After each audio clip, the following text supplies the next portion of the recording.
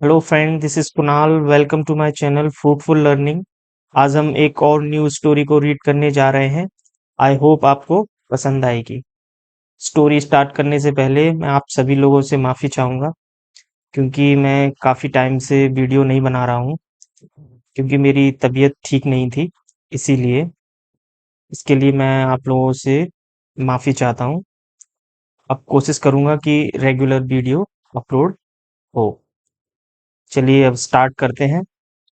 जैसा कि आपको स्क्रीन पर दिखाई दे रहा है, आज की जो स्टोरी है उसका टाइटल है अ ग्लास ऑफ मिल्क।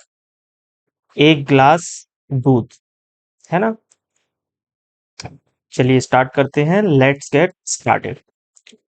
वंस, एक बार, there was a poor boy who spend his days going door to door selling newspaper to pay for school। समझते हैं इसको। एक बार एक गरीब लड़का था, हु, जो, स्पेंड, ये जो स्पेंड है वो स्पेंड की सेकंड फॉर्म है। स्पेंड मतलब होता है व्यतीत करना, है ना।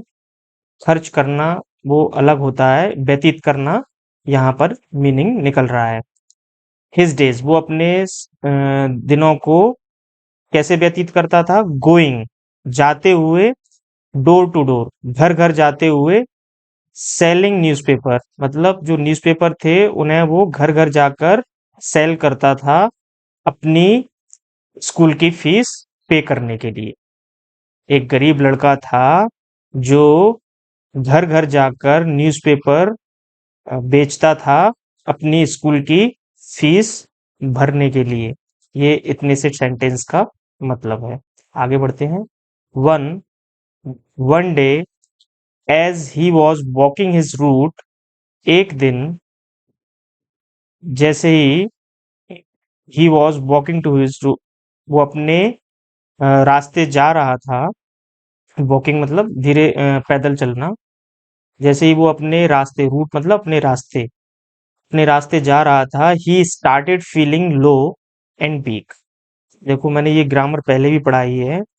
कुछ वर्ड होते हैं, उनके बाद अगर कोई वर्ब आती है तो वो आईएनजी फॉर्म में आती है। जैसे कि स्टार्ट है, स्टॉप है, कीप है ना, लाइक है, इस तरह के हेट है, इस तरह के कुछ एक वर्ड होते हैं।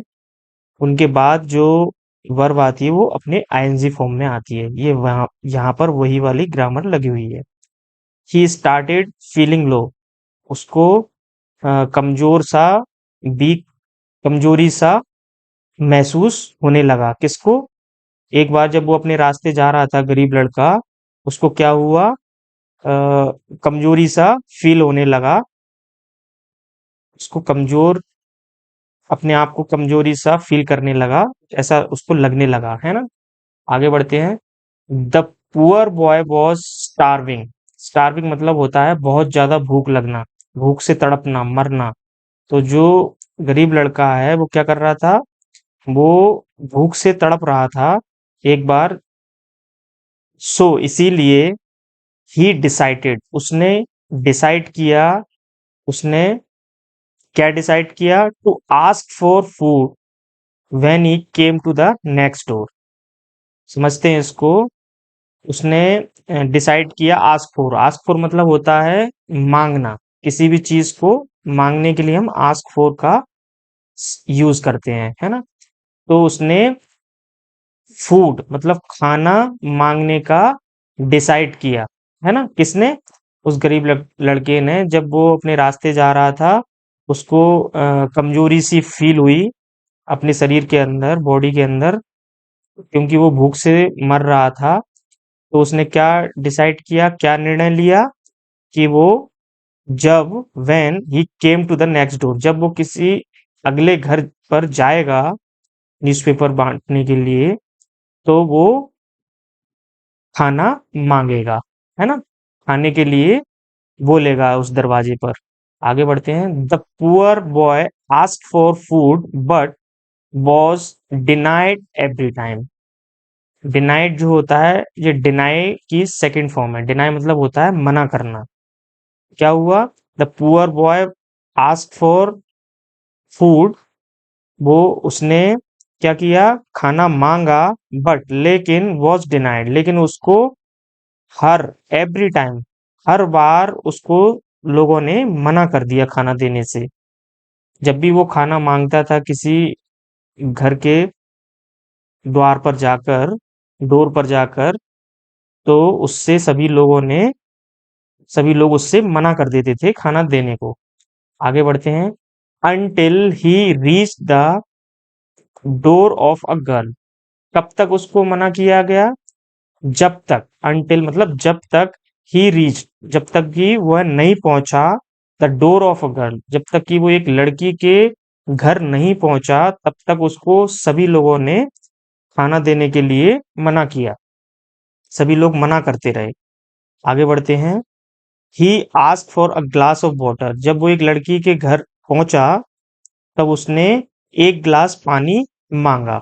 He ask for a glass of water, उसने एक ग्लास पानी मांगा उस लड़की से, बट लेकिन सीइंग हिज पुअर स्टेट, देखो यहाँ पर भी एक ग्रामर लगी हुई है। इस ये एक सेंटेंस स्टार्ट हो रहा है, तो यहाँ पर जिस सीइंग का मतलब ये है कि कोई काम करते हुए, ये इसको हम जेरेंड या प्रेजेंट पार्टिसिपल बोलते हैं इस फॉर्म को, है ना। इसका मतलब निकलता है कोई काम करते हुए। तो seeing his poor state, state मतलब स्थिति, उसकी, सी मतलब होता देखना, तो उसकी हालत, उसकी बुरी हालत, गरीबी हालत देखते हुए, ये मीनिंग निकलेगा इसका। सीइंग हिज पुअर स्टेट मतलब उसकी गरीबी हालत, गरीबी स्थिति देखते हुए, द गर्ल केम बैक, लड़की वापस आई, और क्या हुआ? With a glass of milk, लड़के ने एक ग्लास पानी मांगा था, लेकिन उसकी बुरी स्थिति को देखते हुए, गरीबी स्थिति को देखते हुए, लड़की घर से एक ग्लास दूध के साथ वापस आई। उसको लगा कि ये भूखा है, इसकी स्थिति ठीक नहीं है, ये पानी मांग रहा है, उसकी जगह पर इसे एक ग्लास दूध पिलाया जाए, इसीलिए वो एक ग्लास दूध लेकर आई। आगे बढ़ते हैं। The boy asked how much he own her her for the milk, but she refuse payment. क्या हुआ? जब उसने वो एक गिलास दूध पी लिया, तब उस लड़के ने पूछा, क्या पूछा? How much he on her for the milk, मतलब वो अपने इस एक गिलास दूध का कितना चार्ज करेंगी, कितना पैसा लेंगी, उस लड़की से पूछा। But she refuse payment, refuse मतलब मना करना, लेकिन लड़की ने भुगतान लेने से, पैसा लेने से मना कर दिया। आगे बढ़ते हैं। ईयर्स लेटर, सालों बाद, ईयर्स लेटर मतलब सालों बाद, the girl who was now a grown women fail सिक, समझते हैं इसको। द गर्ल, सालों बाद जो जो लड़की थी, वो अब क्या एक बहुत बड़ी महिला बन गई, है ना। फेल सिक, और वो बीमार पड़ गई। जो लड़की थी वो सालों बाद एक महिला बन गई, और उसने, तो वो क्या हुआ, उसको वो बीमार पड़ गई। फेल सिक मतलब बीमार हो जाना। She went from doctor to doctor, but no one was able to cure her, समझते हैं इसको।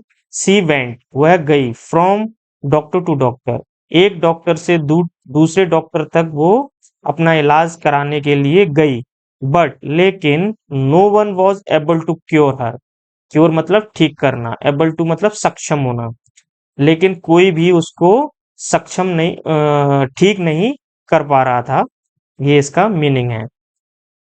एबल टू मतलब होता है कोई काम कर पाना, लेकिन यहाँ पर लिखा है no one was able to cure her, कोई भी उसको ठीक नहीं कर पा रहा था। वो डॉक्टर टू डॉक्टर जा जरूर रही थी, लेकिन कोई भी डॉक्टर उसको ठीक नहीं कर पा रहा था, ये मीनिंग है इसका। आगे बढ़ते हैं। फाइनली, अंत में, लास्ट में, she went to the best doctor in town, वो सी वेंट मतलब वह गई, ये जो स्ट्रक्चर है वो पास्ट इंडेफिनिट के स्ट्रक्चर चल रहा है, ये ना, सब्जेक्ट के बाद वर्ब की सेकंड फॉर्म, गो की सेकंड फॉर्म है जी बेंट, है ना। और भी स्ट्रक्चर थे पहले इस, है ना, वो मैंने आपको बताया नहीं क्योंकि काफी टाइम बता चुका हूँ तो आपको समझ आने लगा होगा। आगे बढ़ते हैं।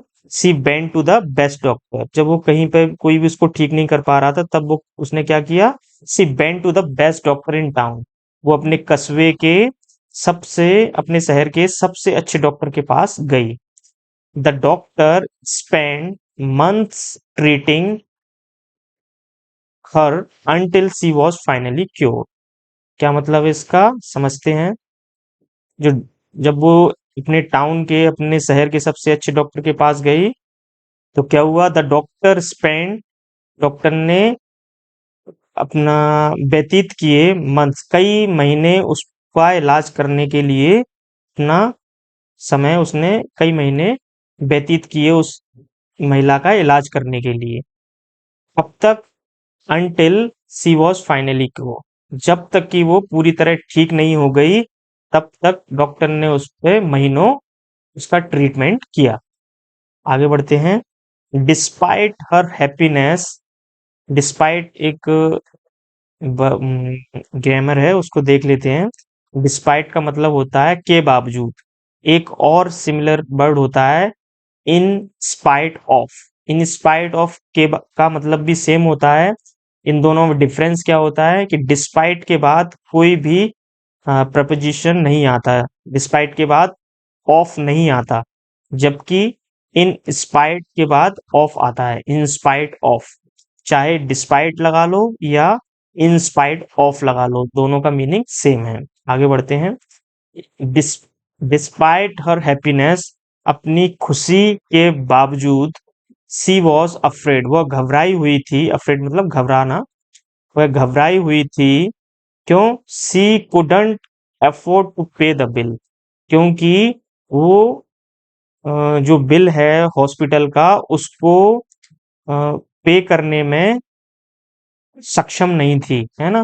वो उसका वहन नहीं कर, अफोर्ड मतलब होता है वहन ना कर पाना, है ना, वहन करना। तो वो उस बिल को पे करने में सक्षम नहीं थी क्योंकि उसके पास पैसे नहीं थे। But when the hospital handed her the bill, लेकिन जब हॉस्पिटल ने उसके हाथों में बिल थमाया, इट रेड, उसने पढ़ा, paid in full with a glass of water, glass of milk. तो उस पे क्या लिखा था उस बिल पर, पेड इन फुल, आपका बिल भुगतान हो चुका है, कर दिया गया है, किसके साथ, विथ ग्लास ऑफ मिल्क, एक ग्लास दूध के साथ।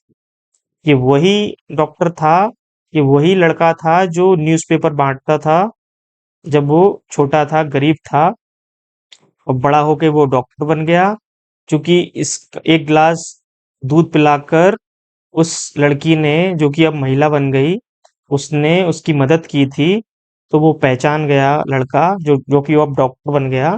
तो उसने इस तरह से अपने उस एहसान का, उस अच्छी जो मदद थी उसकी, उसका बदला चुकाया। और उसकी भी, जब वो मदद करने लायक हो गया तो उसने भी उसकी मदद की।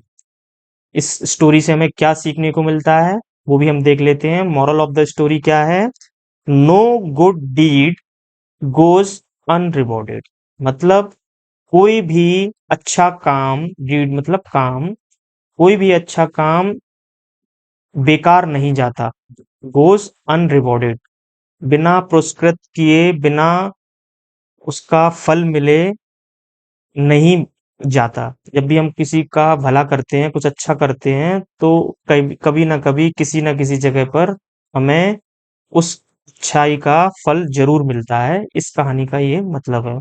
आई होप आपको ये कहानी बहुत अच्छी लगी होगी। मैंने बहुत दिनों बाद आज एक वीडियो बनाया है, उसके लिए मैं माफी चाहता हूँ। चलिए, see you in the next story, till then take care, have a good day, bye bye.